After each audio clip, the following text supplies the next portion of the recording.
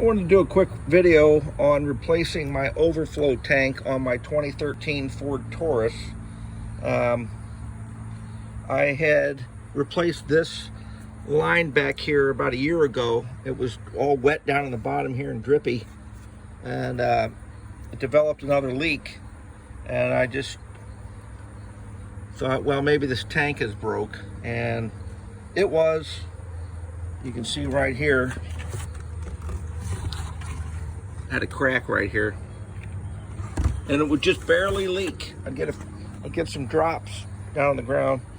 But anyway, very simple to install this tank. A couple tools. I used a 5/16, I believe, or maybe 8mm for these two screws. One here, one down in there.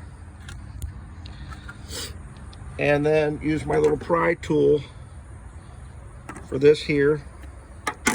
Of course, little easy clamp removal. I sucked everything out with my wife's turkey baster. Won't she be surprised? We got a turkey that tastes like antifreeze. And then sucked as much out as I could, and then lifted the whole tank out. Now, when you take this loose, it's going to feel hard to get out. That is because you have this in here, and that slides right here. So you want to slide this tank straight up and then out. And then I just did my clamp, took that loose, held it up in the air. You could see the antifreeze down in here. I slid the new one on, and I put the clamp up on it, and then just put this back in. Very simple. Hope that helps.